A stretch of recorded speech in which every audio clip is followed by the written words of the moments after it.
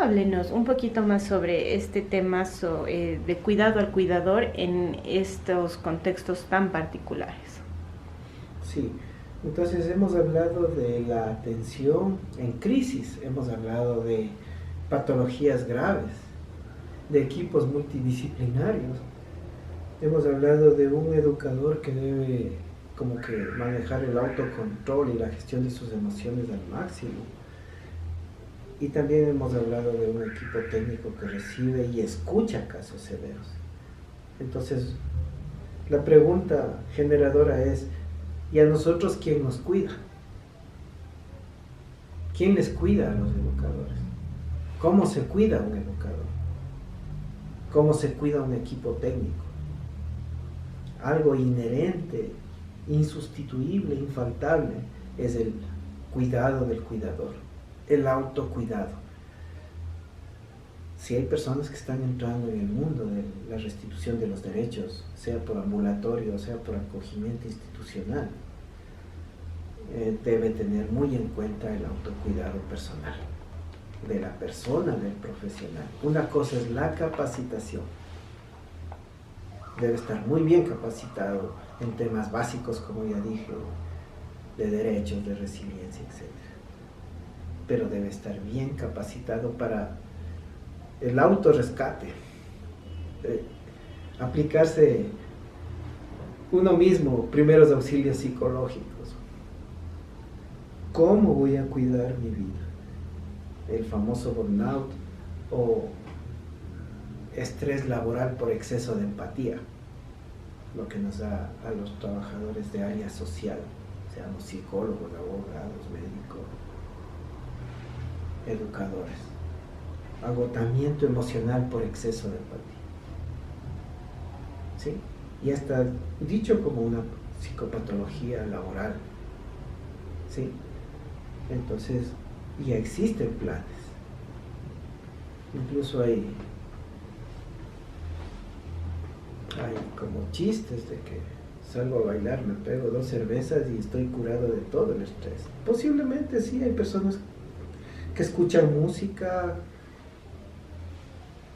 les gusta bailar, compartir una copa de vino y es su mejor relax. Leer un libro que no sea de la profesión es su relax y está muy bien.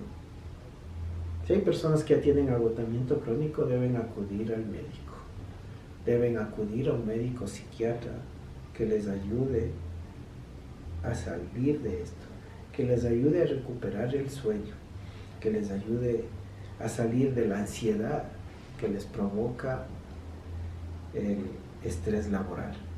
El cuidado del cuidador es básico, prácticamente ahí nos pasamos a otros funcionarios de la casa de acogida, el director técnico, el director ejecutivo, que deben destinar recursos, porque aquí en una fundación la famosa pausa activa nos sirve un poquitín, sí sirve, pero no es una empresa contable, no es una mecánica, es un trabajo con personas.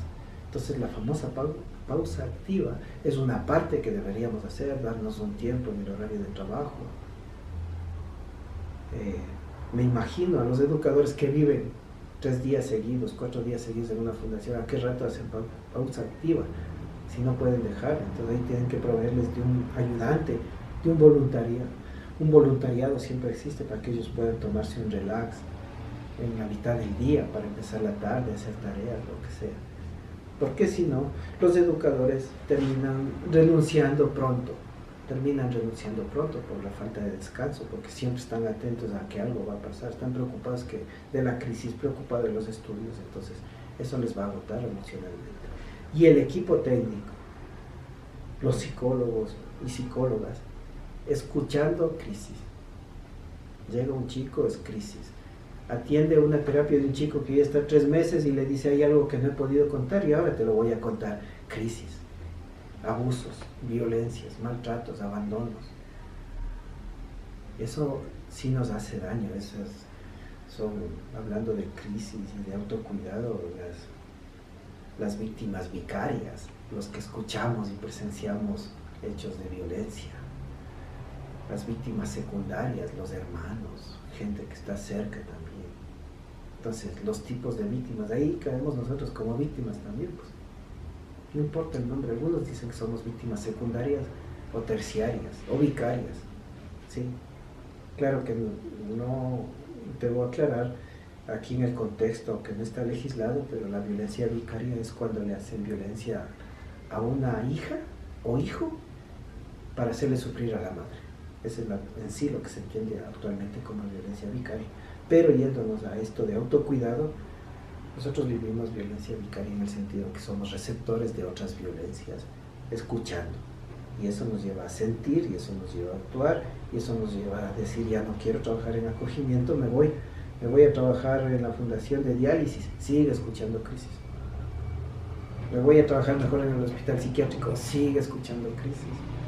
Entonces el autocuidado es súper importante, ver las áreas que conforman la vida del ser humano, la vida social, la vida laboral, la vida sentimental, la vida de diversión, de esparcimiento, tiempo de ocio.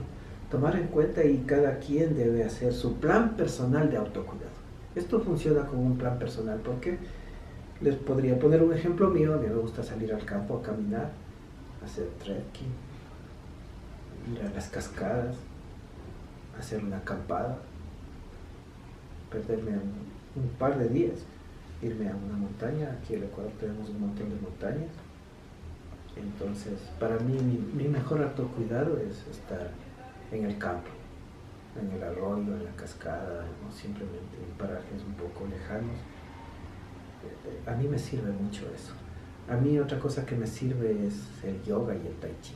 He aprendido mucho de esas técnicas de otras culturas y a mí me sirve muchísimo hacer eso. El famoso resumen del día, ¿qué tal estuvo este día? A mí también me sirve mucho. Pero les cuento el mío, el deporte. Sí, el deporte, el autoanálisis y estas técnicas de otras culturas. Para mí es bueno, no consumo alcohol, no consumo cigarro, no voy a farras, no es algo que a mí me sirva. Pero posiblemente hay otras personas que de verdad dicen eso y muy en serio. No, a mí me gusta farrear, yo bailo 3 horas y regreso cansadísima, nuevita y recargar. Está bien, está muy bien, pero hay que cuidarse. Otros casos de autocuidado es ir a un terapeuta. Un terapeuta debe tener un terapeuta donde ayudar a descargar toda esa presión que le provoca el trabajo, que también es bueno. En casos severos, medicación psiquiátrica para dormir, para la ansiedad, para la depresión que me provoca el trabajo. Eso podría decir de manera muy general sobre el autocuidado, que es toda una corriente que está junto al trabajo en acogimiento institucional.